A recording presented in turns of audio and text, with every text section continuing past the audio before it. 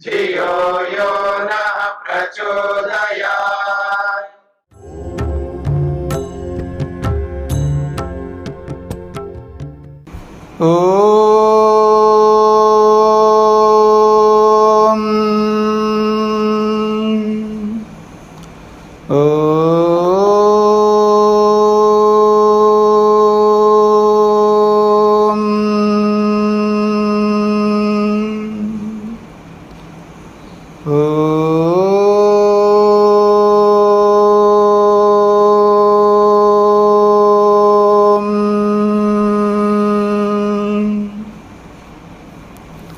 हाँ जी, तो प्रसंग चल रहा है कठोपनिषद के अंतर्गत चतुर्थ वल्ली।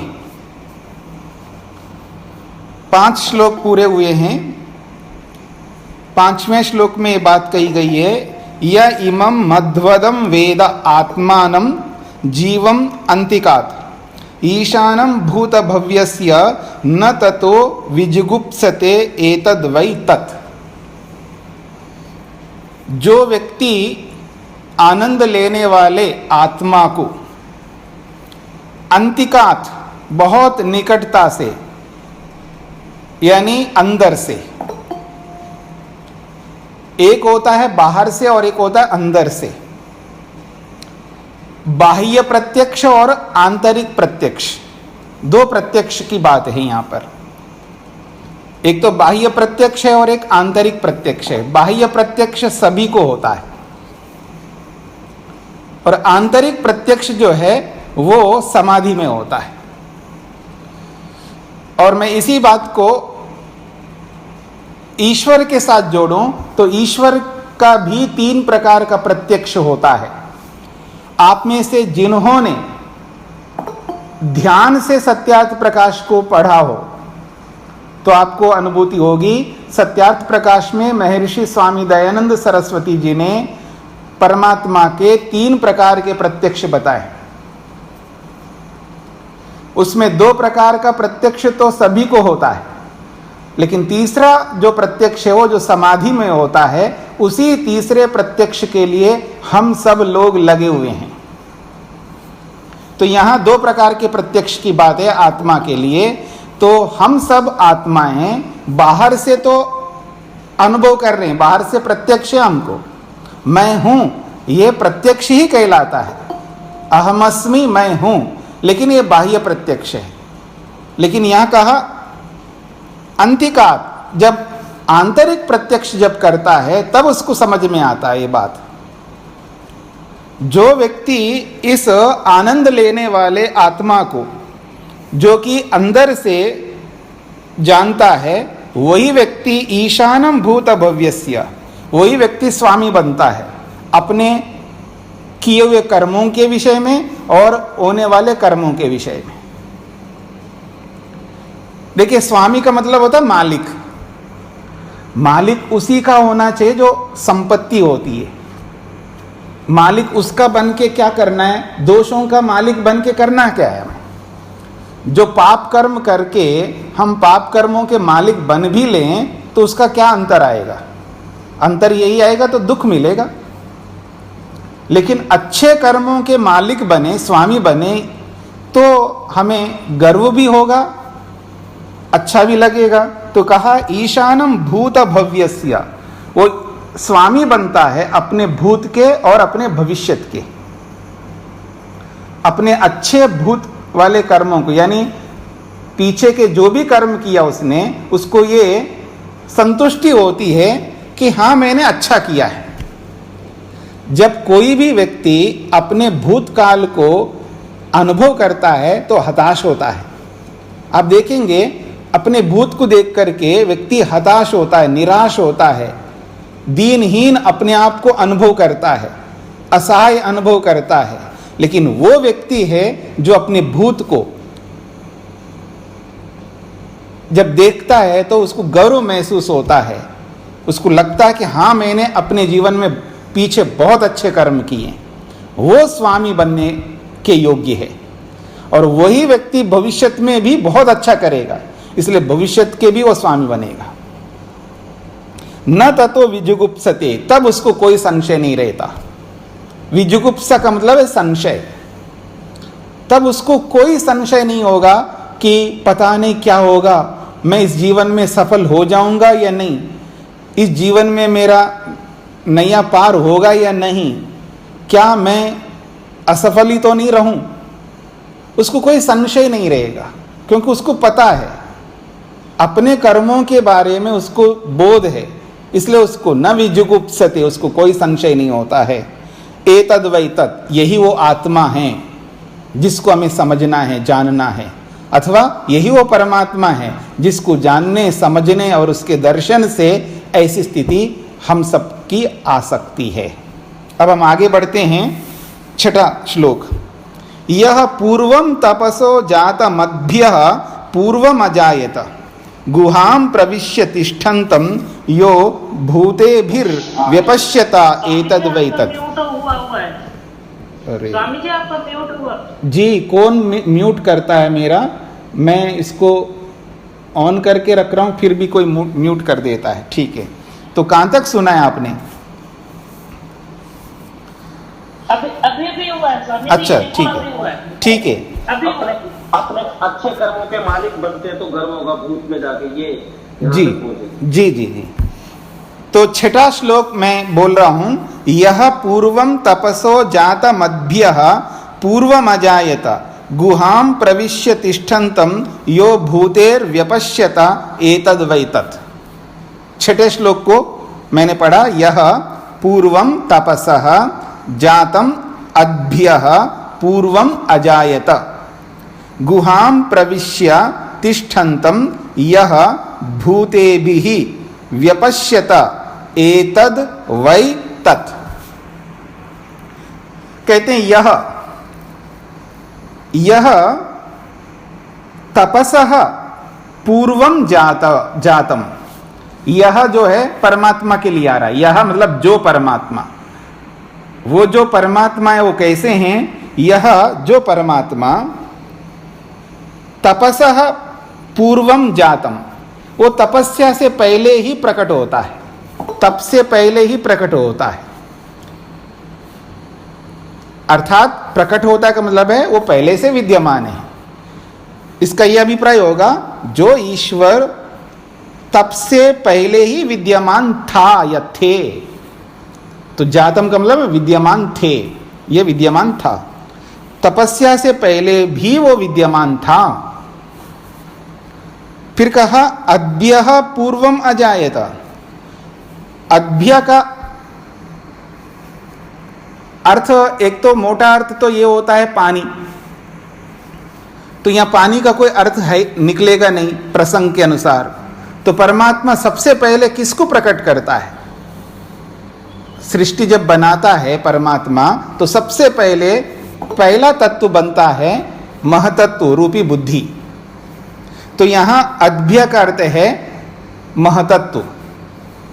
तो कहा अद्भ्य पूर्वम अजायत, जो परमात्मा महतत्व से पहले ही विद्यमान थे या था, और जब सबको प्रकट करेगा तो फिर रहता कहां है? गुहां प्रविश्य तिष्ठन्तं, तो वो गुहा में प्रविष्ट होकर के बैठे रहते हैं। गुहा का मतलब है हृदय में। गुहां प्रविश्य तिष्ठन्तं, गुहा में, हृदय में प्रवेश करके जो रहने वाले उस परमात्मा को, यह जो व्यक्ति, यानी अब यहां यह का मतलब आत्मा, यह भूते भी व्यपश्यता, वो भूतों से जानता है।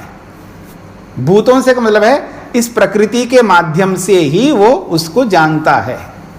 आत्मा परमात्मा को अगर जाने या उसका दर्शन करना चाहे, उसका साक्षात्कार करना चाहे, अकेला जीवात्मा नहीं कर सकता, उसको सहयोग चाहिए। तो किसका सहयोग चाहिए? तो भूते भी ही, भूतों का सहयोग चाहिए। तो भूतों के माध्यम से ही विपश्यता, वो देखता है। किसको? परमात्मा को। और जिसको वो देखता है, एतद् वै तत्, यही वो है परमात्मा जिसको वो देखता है। शब्दार्थ पूरा हो गया। अब इसको समझने का प्रयत्न करिएगा। यह पूर्वम तपसः जातम, जो परमात्मा तपस्या से पहले ही विद्यमान थे। तो यह तपस्या का अर्थ क्या है? तपस्या का अर्थ होता है, एक तो तपस्या होती है, तो ये कौन सी तपस्या है जिससे पहले वो विद्यमान है? तो इस बात को समझना, इसको हमें समझना है। ऋतंच सत्यंच तपसोऽध्यजायत, आपने मंत्र पढ़ा है, सुना है, जो संध्या करने वाले रोज बोलते हैं। तो यहां तपसा जो है, तपस्या, ये क्या है? वो तपस्या क्रिया, कर्म, सृष्टि की उत्पत्ति। जो सृष्टि की उत्पत्ति है, उत्पत्ति रूपी जो क्रिया करता ईश्वर, वो जो उत्पत्ति रूपी क्रिया है, वो क्रिया बाद में आएगी, पहले ईश्वर विद्यमान होगा। क्योंकि क्रिया करने वाला पहले होता है, क्रिया बाद में होती है। सृष्टि बाद में आती है और उस सृष्टि को लाने वाला पहले रहेगा। तो उसी बात को यहां बताया जा रहा है कि यह जो परमात्मा तपसा पूर्वम जातम, वो इस सृष्टि से पहले ही विद्यमान थे। या सृष्टि को ना लेकर के यहां पर क्रिया ले सकते हैं, आप कर्म ले सकते हैं। तो उस क्रिया से, उस सृष्टि से पहले विद्यमान थे।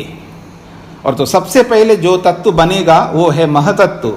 उसके लिए कहा है अद्भ्यः पूर्वम अजायता, वो महतत्व रूपी जल से पहले ही विद्यमान थे। गुहाम प्रविश्य तिष्ठन्तम, वो विद्यमान थे, पर हमें समझ में कैसे आएगा? वो तो विद्यमान सब जगह आज भी है, पर हर जगह परमात्मा को हम नहीं जान सकते। आप शास्त्रों में देखेंगे कि जगह जगह पर परमात्मा के लिए यही बोला जाता है, परमात्मा कहाँ रहता है, कहाँ रहता है। भले आदमी जब परमात्मा सब जगह रहता है तो कहाँ रहता है, कहाँ रहता है? तो फिर उत्तर दिया जाता है हृदय में रहता है, हृदय में रहता है, गुहा में रहता है। ये बोलने की आवश्यकता क्या है? तो इसका ये अभिप्राय है रहता सब जगह है, पर ये बोलने की इसलिए आवश्यकता है क्योंकि उसको सब जगह होते हुए भी सब जगह हम नहीं जान सकते। परमात्मा को जहां चाहे वहां नहीं जान सकते, इसलिए भटकने की कोई आवश्यकता नहीं है। कोई वैष्णो देवी जाकर के, कोई तिरुपति बालाजी जाकर के, कोई परम धाम कह रहा हूं, कोई कैलाश में जाकर के, कोई कहीं जाकर के, ऐसे मतलब ईश्वर को पाने के लिए वहां जाने की आवश्यकता नहीं है। वहां जाकर के वहां के प्राकृतिक सौंदर्य को देखने के लिए जाओ, जरूर जाओ, पर वहां जाकर के ईश्वर को पाने की जो तमन्ना लेकर के, इच्छा लेकर के कोई जाए। अथवा एक और बात मैं आपको सूक्ष्म बात बता दूं कि कोई ऐसे वहां जाकर के भगवान का दर्शन वहीं बैठ करके, वहीं ध्यान करके हम प्राप्त कर लेंगे, तो इस बात को भी भूल जाइए। परमात्मा सब जगह है, लेकिन सब जगह होते हुए भी अपने अंदर ही वो मिलेगा। चाहे आप यहां बैठ करके करो, चाहे आप गुफा में जाकर के बैठ के करो।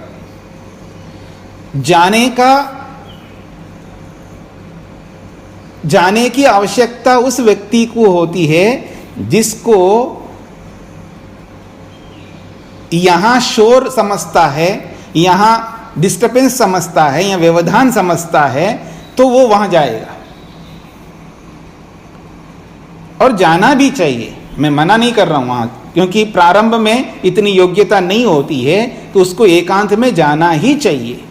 पर हमेशा एकांत में रह करके ही भगवान को समझने की जो चेष्टा करते हैं वो गलत है।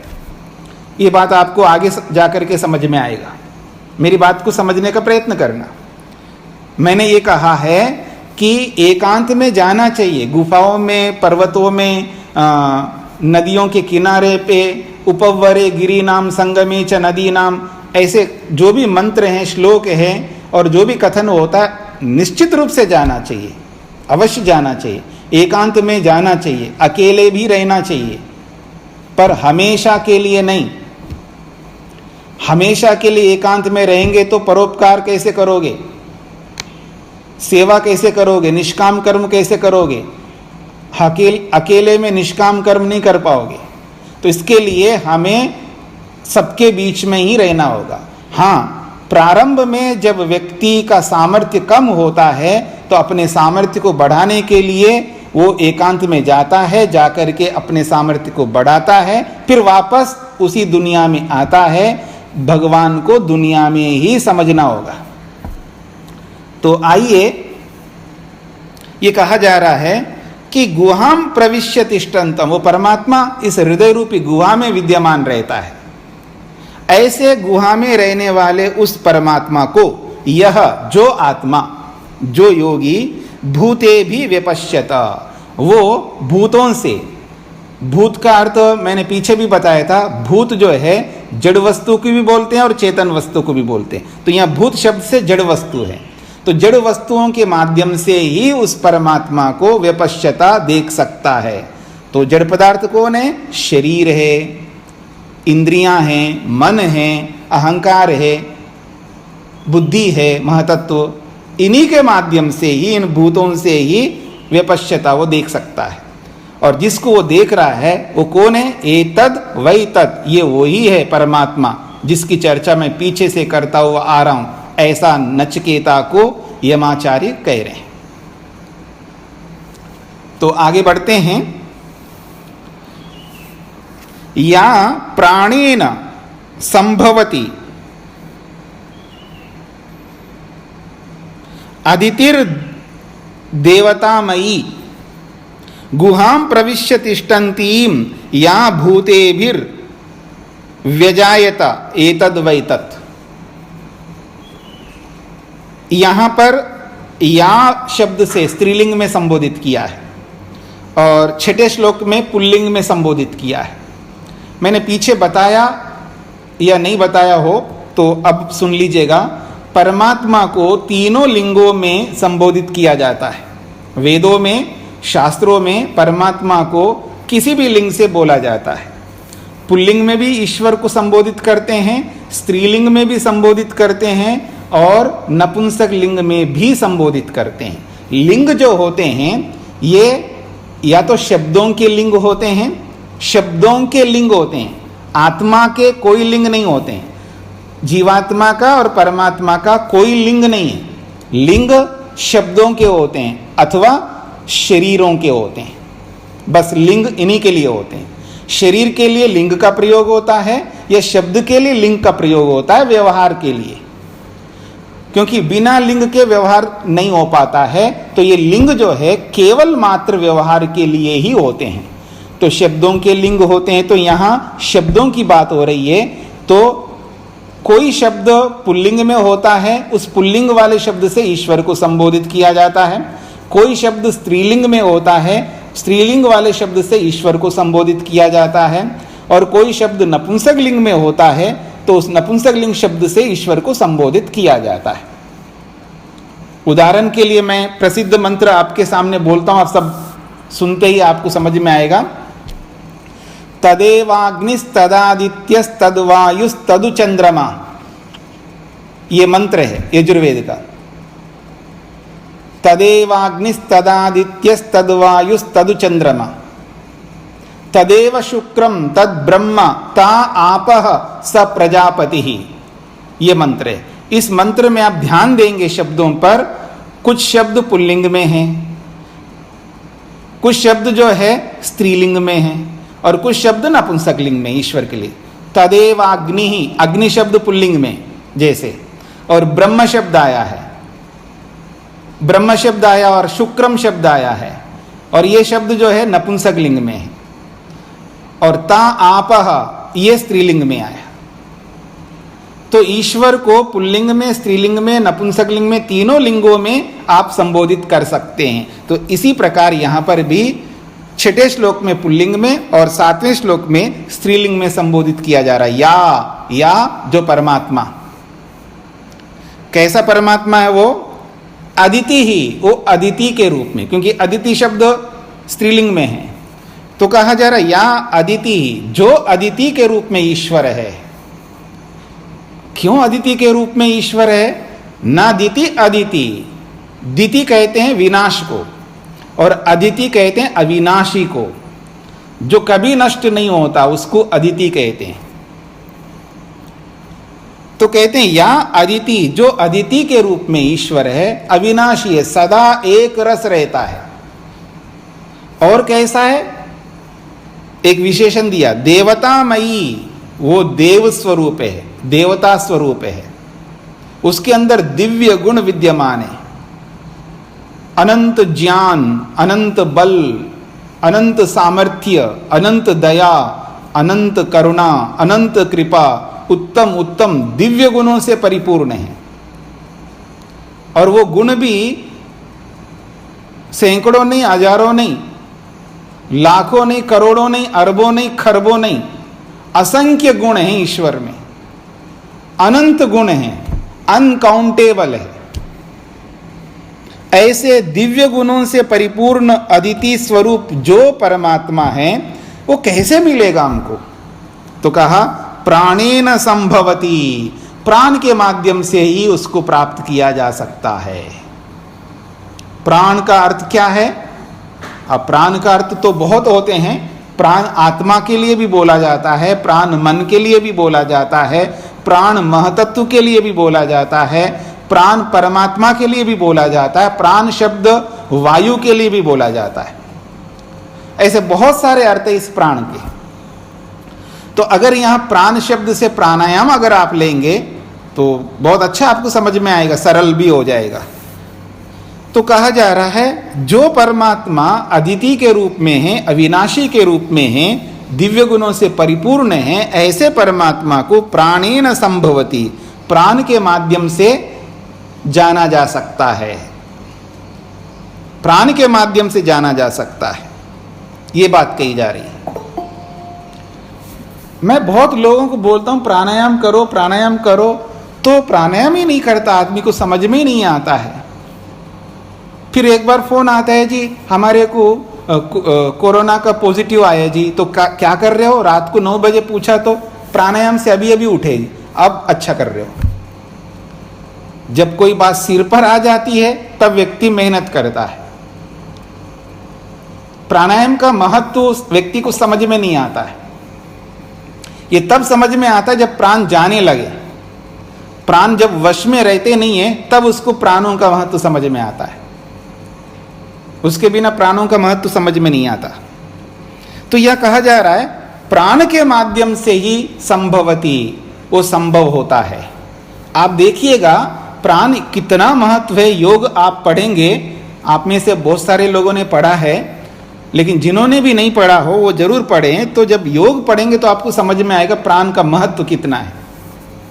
जब व्यक्ति विधिवत शास्त्रोक्त रीति से और शास्त्रोक्त रीति से और अच्छे अध्यापक से जब प्राणायाम सीखता है, फिर प्राणायाम करता है, तो उसको समझ में आएगा कि मन का मतलब क्या होता है।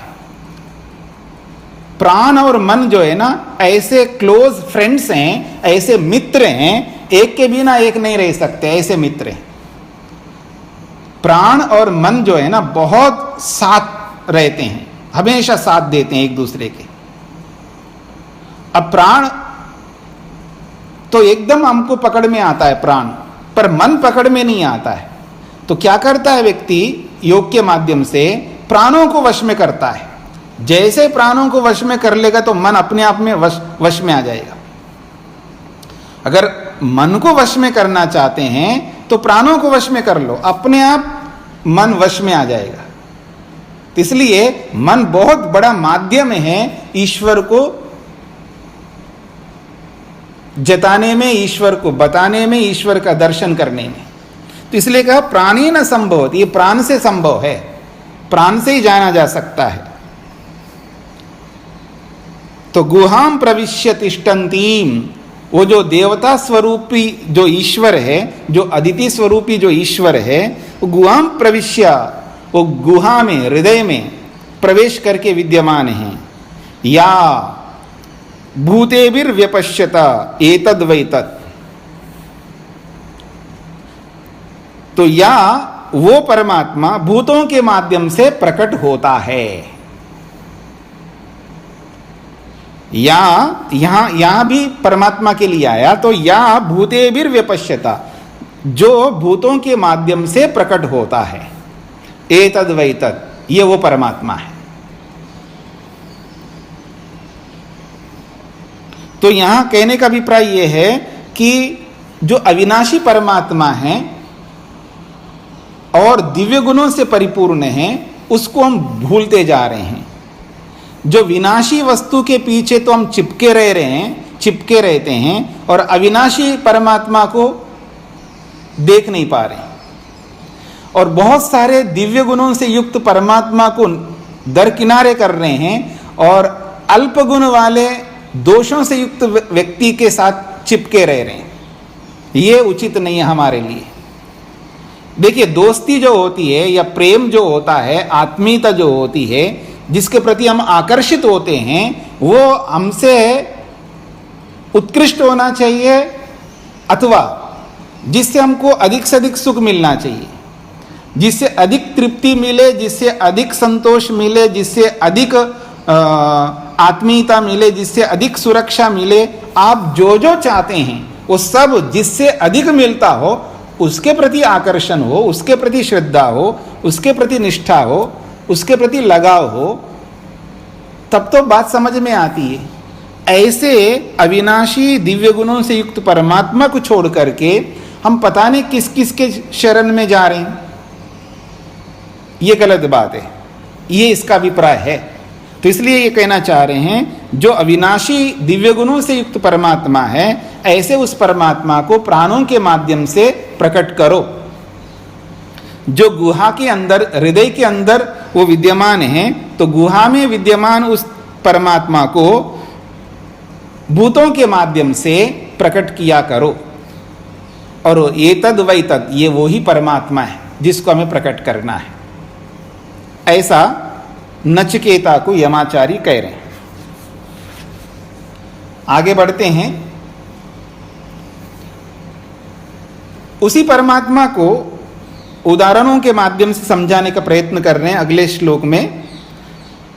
अरण्योर निहितो जातवेदा गर्भ इव सुभृतो गर्भिणी भी दिवे दिव ईड्यो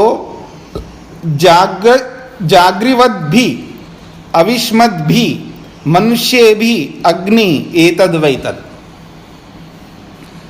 अरण्यो निहितः जातवेदा गर्भ इव सुभृतः गर्भिणी भी दिवे दिवे ईड्यः जागृवद्भिः अविष्मद्भिः मनुष्येभिः अग्निः एतद वैतत्।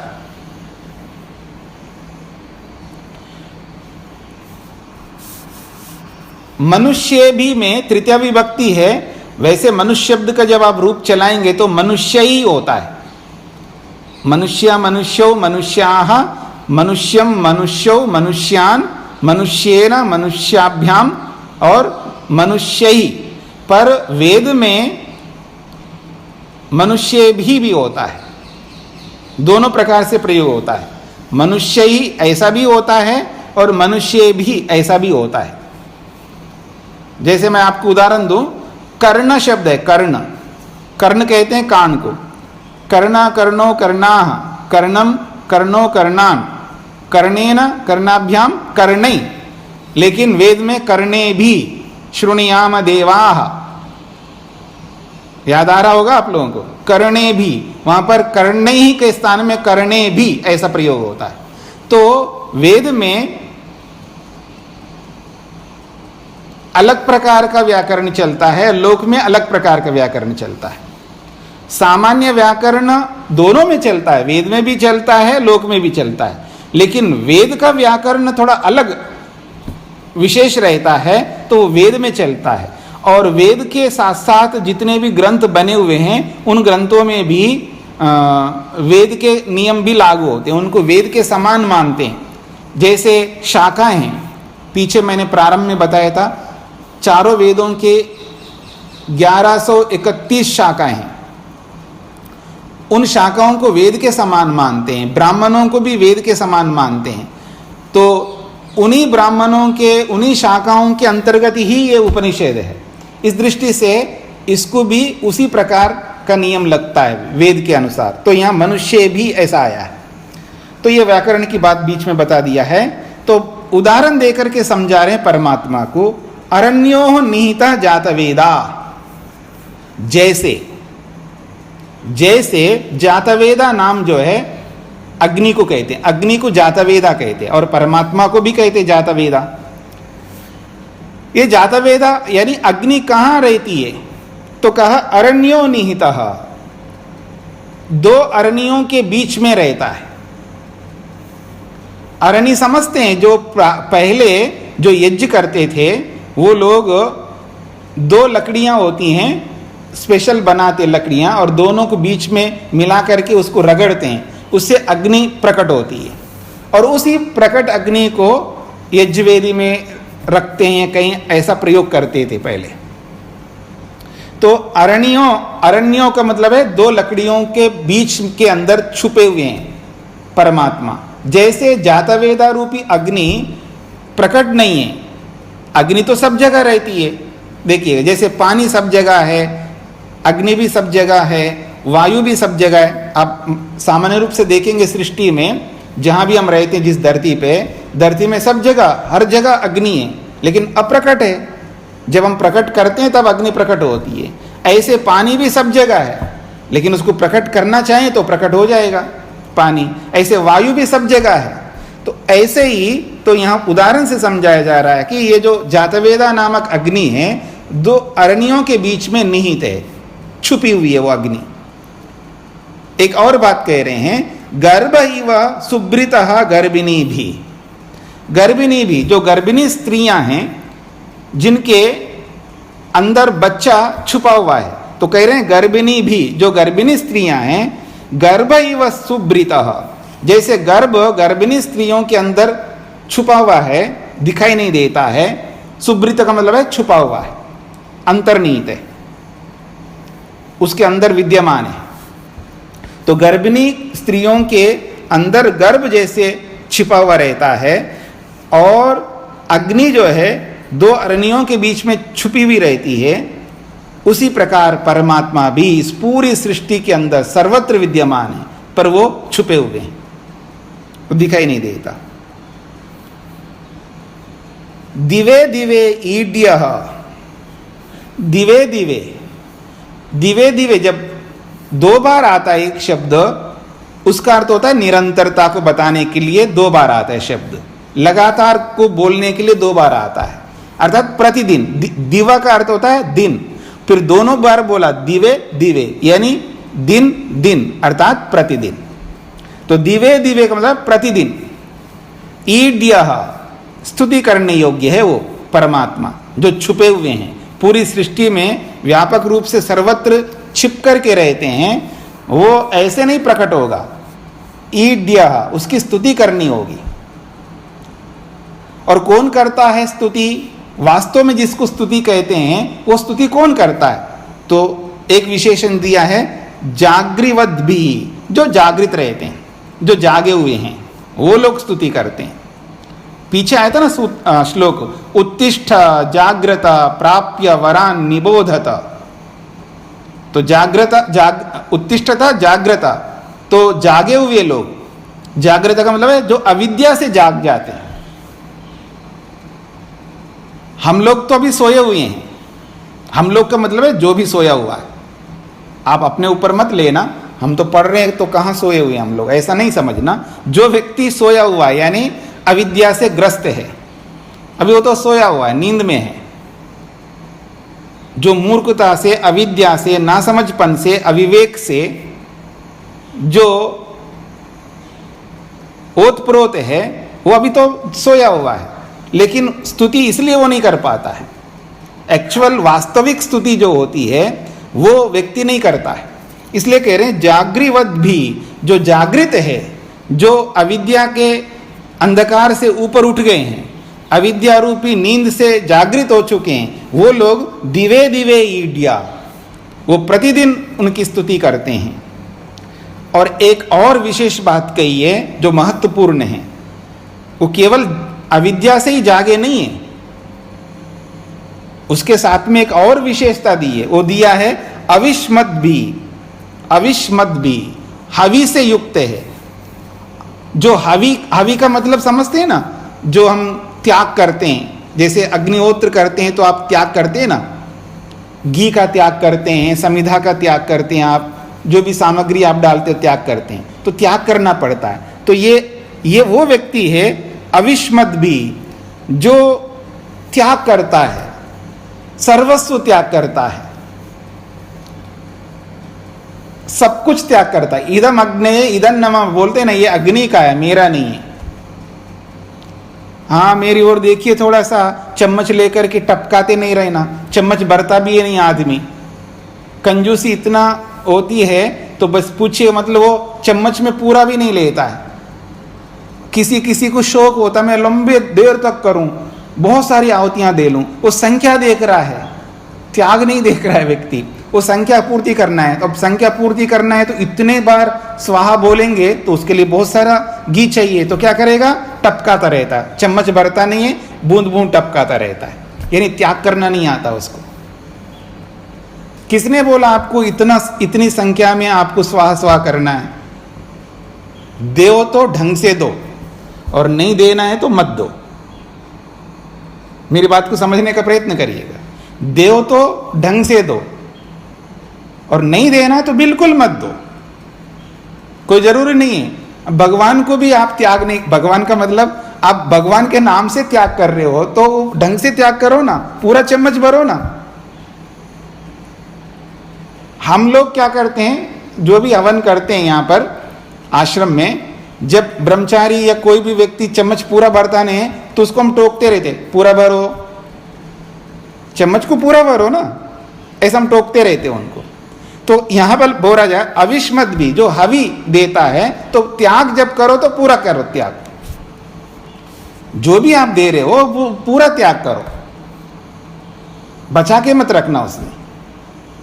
तो कहने का अभिप्राय है, जो त्यागी व्यक्ति होते हैं और जो जागे हुए व्यक्ति होते हैं, अविद्या से जाग करके और त्याग, क्योंकि परमात्मा को प्राप्त करने के लिए त्यागना पड़ता है, पकड़ना नहीं पड़ता। एक ओर से त्यागना पड़ता है तो ईश्वर तब पकड़ में आता है, इसी का नाम है वैराग्य।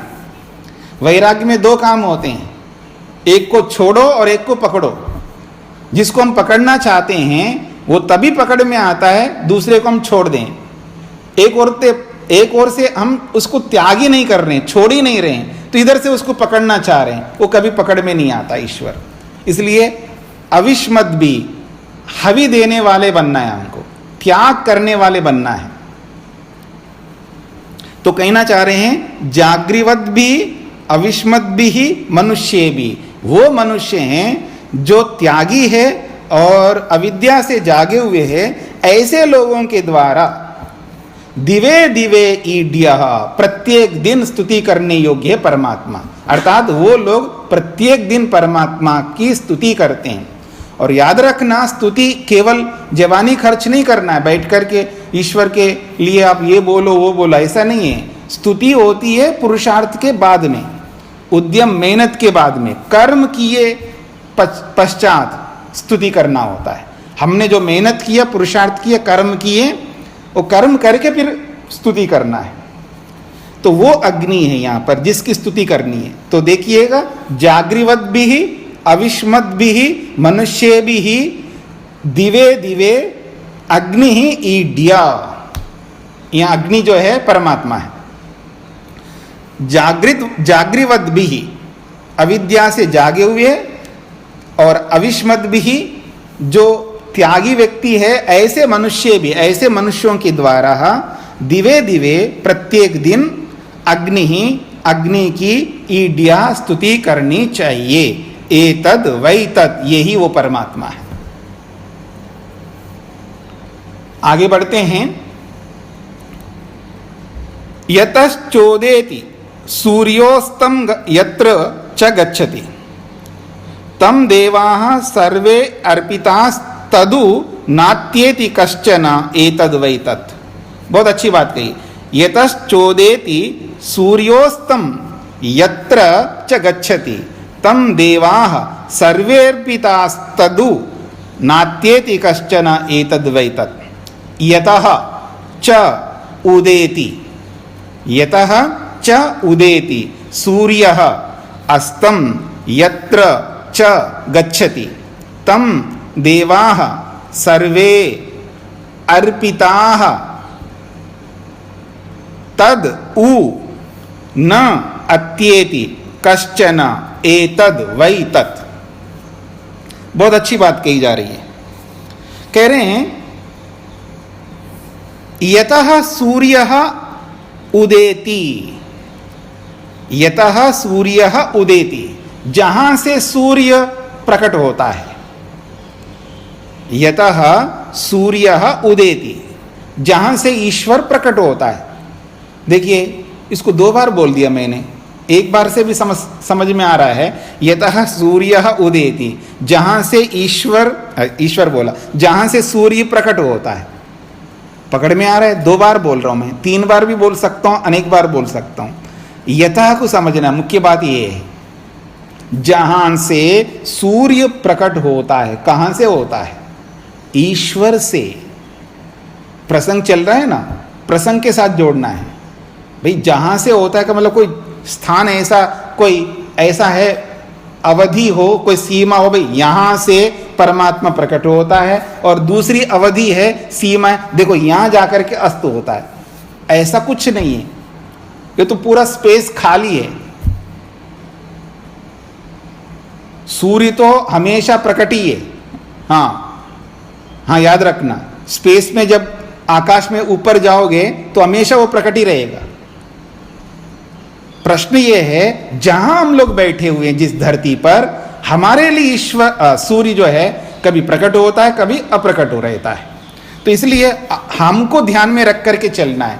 पूरी की पूरी सृष्टि यदि बनाई है तो केवल मनुष्यों के लिए बनाई है। याद रखना, केवल मनुष्यों के लिए सृष्टि बनी है। पशुओं के लिए, कुत्ते, गधे, घोड़े, सुअर के लिए सृष्टि नहीं बनाई गई। सृष्टि बनाई है मनुष्यों के लिए, क्योंकि सृष्टि मनुष्यों के लिए होती है और वो सृष्टि में आकर के मनुष्य मुक्ति को प्राप्त करता है। बिना सृष्टि के मनुष्य मुक्ति को प्राप्त नहीं कर सकता। आत्मा, कोई कहे सृष्टि पशुओं के लिए नहीं है, हाँ है, लेकिन मुख्य रूप से उसके लिए नहीं है, क्योंकि वो पशु हमारे लिए हैं। इसका ये मतलब नहीं कि खाने के लिए बोल रहा हूं मैं, मतलब वो पशु हमें सुख देने के लिए हैं। वो सुख जो दे रहे हैं हमारे को, वो प्राणी विज्ञान को समझेंगे तो समझ में आएगा। चाहे वो मच्छर हो, सांप हो, बिच्छू हो, चाहे कोई भी कृमि से लेकर के बड़े से बड़े पशु तक, किसी को भी जीव जो भी है, कोई भी योनि में, सारी की सारी योनियां केवल मनुष्य को सुख देने के लिए है। ये बात प्राणी विज्ञान को थोड़ा समझने से समझ में आएगा। वृक्ष, वनस्पति, पहाड़, जो भी सृष्टि है, सृष्टि में दो पदार्थ हैं, जड़ और चेतन। और जड़ और चेतन में से मनुष्य चेतन को अलग रखो, बाकी जड़ और चेतन जितने भी है वो सब मनुष्य के सुख के लिए है। इस बात को समझ करके चलना है। तो कहा जा रहा है ये जो सूर्य है ये प्रकट हो रहा है यतः, जहां से, कहां से? ईश्वर से। ईश्वर से प्रकट हो रहा है, ईश्वर के बिना प्रकट नहीं हो सकता।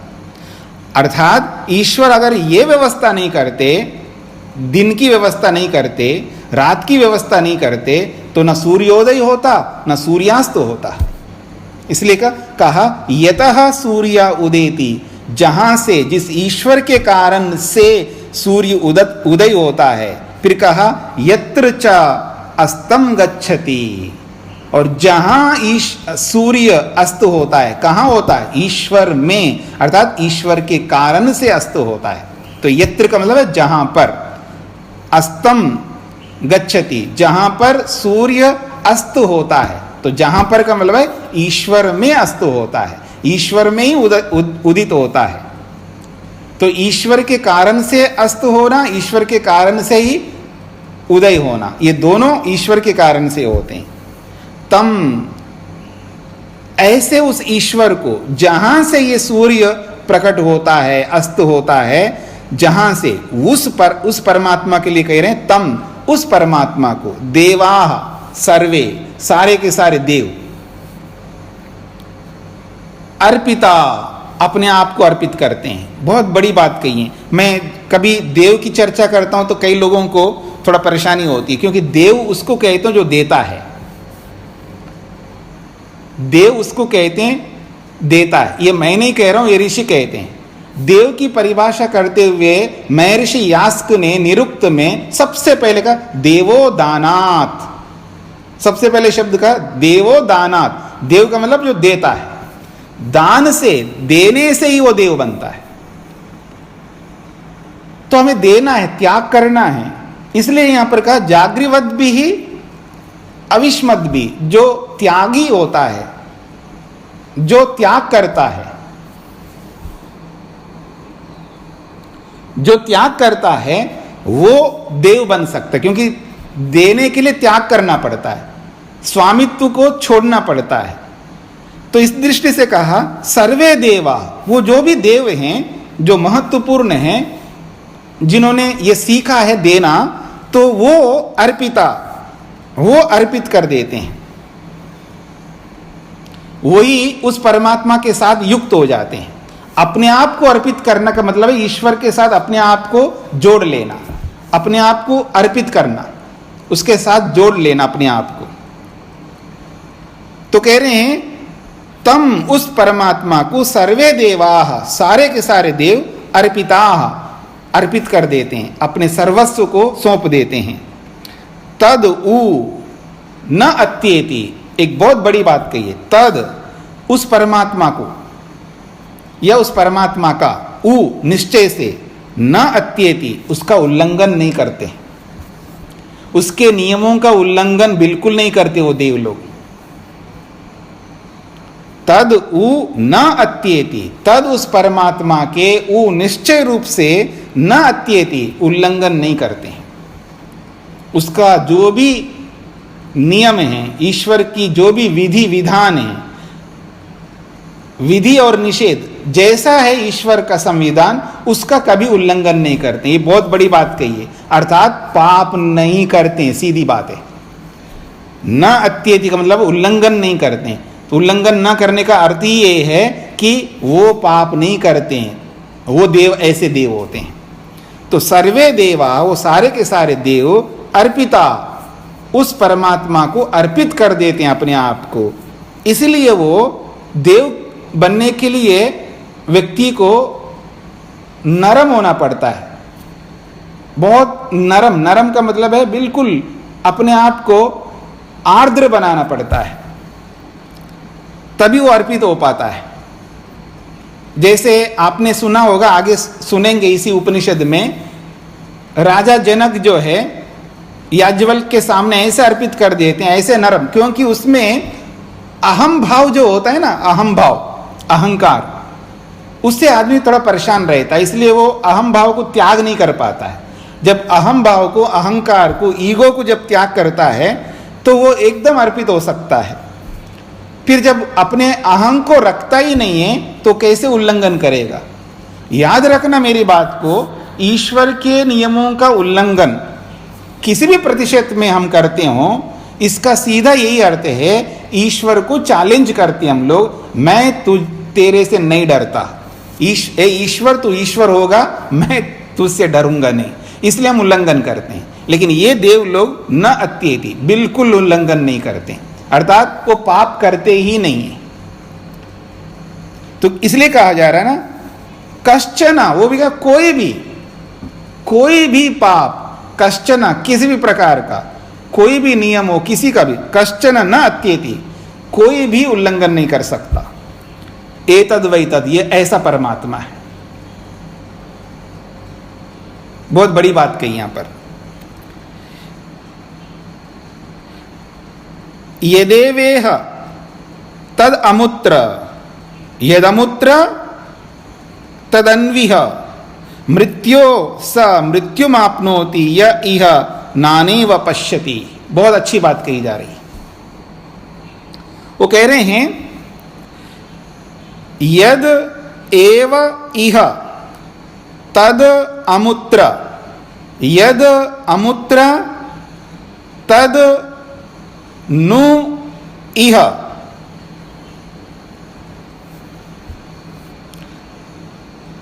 तद अनु इह मृत्योः स मृत्युम आपनोति य इह नाना इव पश्यति।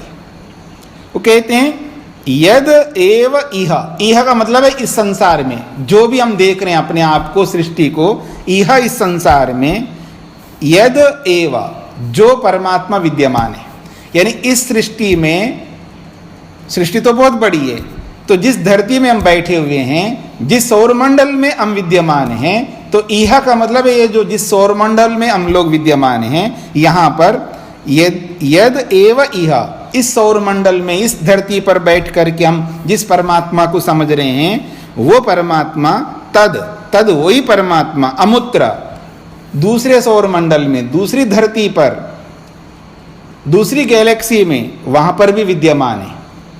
अथवा जो परमात्मा यहां पर है, जब अमुत्र परलोक में जाएंगे हम, परलोक मतलब अगले जन्म में जब जाएंगे, वहां पर भी वही परमात्मा है। फिर कहा यद अमुत्र तद अनु इह, और जो परलोक में ईश्वर होगा या है, वो यहां पर भी विद्यमान है। ये बात पकड़ने का प्रयत्न करिएगा, यानी ईश्वर कभी पीछा नहीं छोड़ता, हमसे नाराज होकर के हमसे दूर नहीं जाता, ईश्वर हमेशा सदा हमारे साथ रहेगा। वो कहते हैं जो परमात्मा यहां हमारे सामने विद्यमान है, अमुत्र, अमुत्र का मतलब परलोक में, अगले जन्म को ले लीजिएगा, और अमुत्र शब्द से दूसरी गैलेक्सी ले लीजिएगा, दूसरा सौरमंडल ले लीजिएगा, दूसरी धरती ले लीजिएगा, कोई भी धरती लीजिएगा, दुनिया के किसी भी कोने में जाइएगा, वहां पर भी वही ईश्वर है जो ईश्वर यहां पर है। ये बात इसलिए कहना चाह रहे हैं क्योंकि कई बार आदमी ईश्वर को अलग अलग मानता है, ईश्वर को अलग अलग ईश्वरों के रूप में समझता है, अनेक ईश्वर बना के रखता है, उस बात को ध्यान दिला रहे हैं यहां पर। फिर यद अमुत्र तद अनु इह, तो जो अमुत्र मतलब जो परलोक में, जो दूसरी धरती में, दूसरी गैलेक्सी में है, वो तद वही, अनु इह निश्चित रूप से वो यहां पर वही है, यानी जो यहां है वही वहां है, और जो वहां है वही यहां है, मतलब एक ही ईश्वर है सब जगह, ये कहना चाहते हैं। फिर कहा यह नाना इव पश्यति इह, यह इस संसार में नाना इव पश्यति, ईश्वर को अलग अलग रूपों में देखता है। अलग अलग रूपों में का मतलब है, कोई ये समझता है कि सृष्टि का निर्माण कोई और ईश्वर करता है, सृष्टि का पालन कोई और ईश्वर करता है, सृष्टि का विनाश कोई और करता है, जैसे लोग मानते हैं ब्रह्मा विष्णु महेश के रूप में। गणेश जी महाराज जो है कुछ अलग काम करता है, और हनुमान जी महाराज कुछ अलग काम करता है। ऐसे अलग अलग भगवान होते हैं, तो अलग अलग भगवान अलग अलग काम संभाले हुए हैं। एक मतलब सारे काम भगवान नहीं कर सकता, इतना सामर्थ्य नहीं है भगवान में। मतलब भगवान ऐसा भगवान है हमारे कि सारे सामर्थ्य एक भगवान में नहीं है हमारे में, मतलब अधूरे हैं हमारे भगवान, कमियां हैं हमारे भगवानों में। अगर नहीं मानते कमी तो फिर एक ही को रखो ना, अनेक भगवान क्यों बना रहे हैं हम? तो इसलिए कह रहे हैं नाना इव पश्यति, परमात्मा को अलग अलग परमात्माओं के रूप में मानता है, अनेक भगवान मानता है। इह इस संसार में ऐसा आदमी का होगा क्या, ऐसे आदमी को क्या मिलेगा? तो कहते हैं स मृत्यो मृत्युम आपनोति।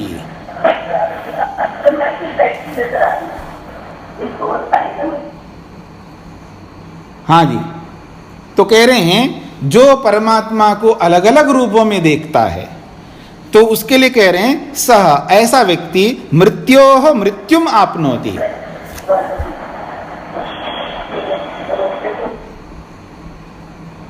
वो मृत्यु से मृत्यु को प्राप्त होता है, अर्थात वो बार बार जन्म लेगा, बार बार मरेगा, उसका विनाशी होगा, यानी वह व्यक्ति दुखों में ही गिरा रहेगा, दुख को ही प्राप्त करेगा, दुख से ऊपर उठ नहीं पाएगा। इसलिए उस ईश्वर को नाना के रूप में, अलग अलग ईश्वरों के रूप में मत देखो, एक ही पर्याप्त है ईश्वर हमारे लिए। 2, 3, 4, 5, 50 ईश्वरों की हमें जरूरत नहीं है, क्योंकि एक ही ईश्वर सब काम कर सकता है, तो 2, 3, 4, 50 की आवश्यकता किस लिए?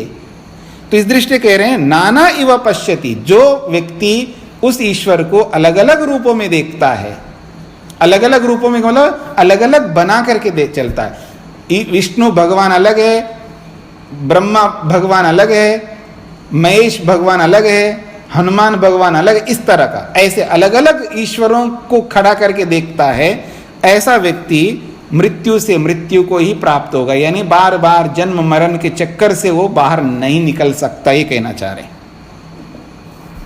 तो यहीं तक रखते हैं। हाँ जी, श्वेता जी, प्रश्न क्या है अगला?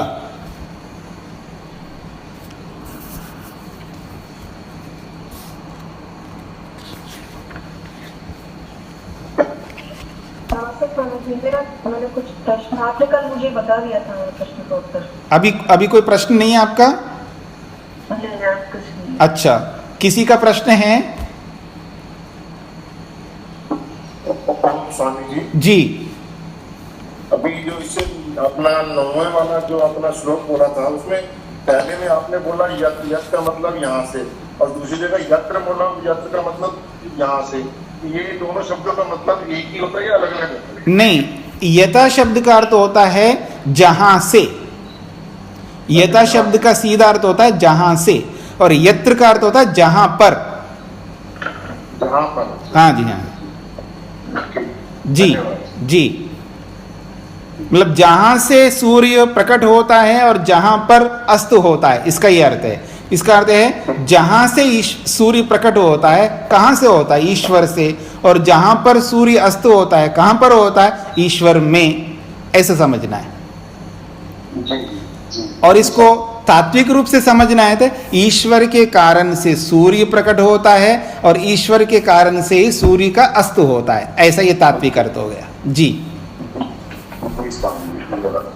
हाँ जी, किसी का कोई प्रश्न हो तो पूछ सकते हैं। अंतिम समय जो है प्रश्नोत्तर का रख सकते हैं, तो किसी को प्रश्न पूछना हो तो पूछ सकते हैं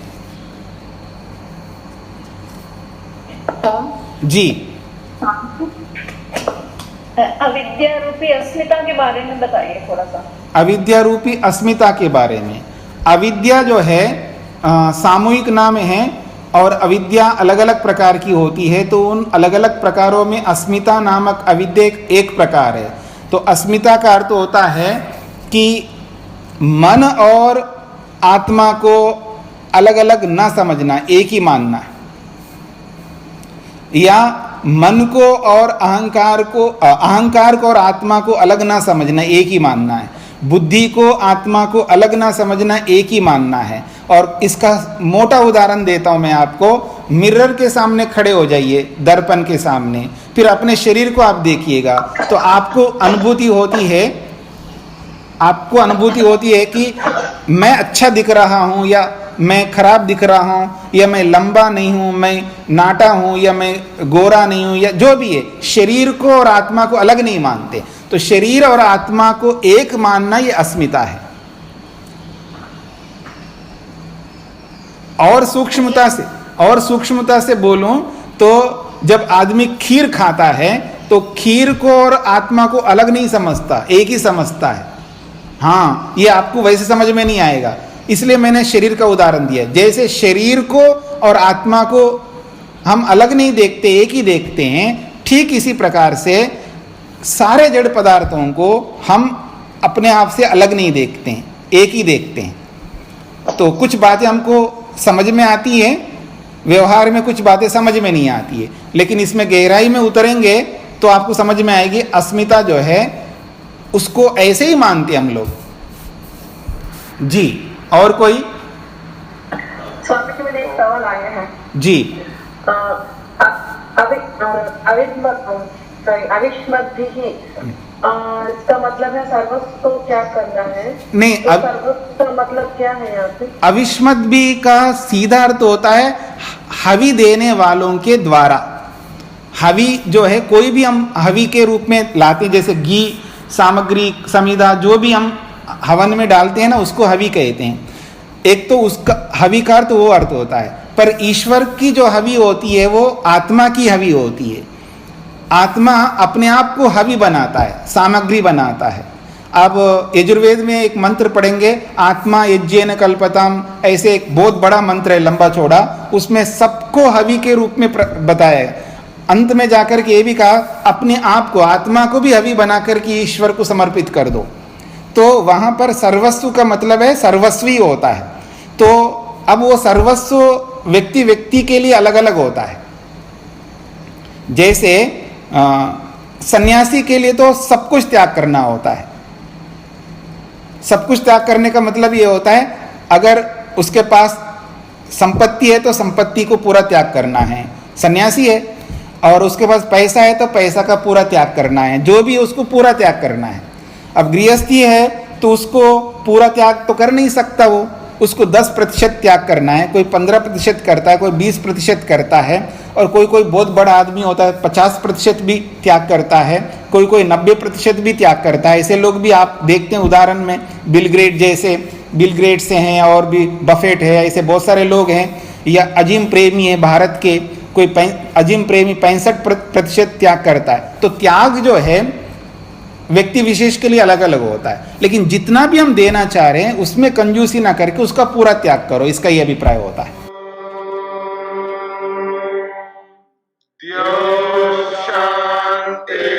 शांतिरंतरिक्षं शांति पृथिवी शांतिरापः शांतिरोषधयः शांतिः वनस्पतयः शांतिर्विश्वे देवाः शांतिर्ब्रह्म शांति सर्वं शांति शांतिरेव शांति क्षमा शांतिरेधि। ओम शांति शांति शांति।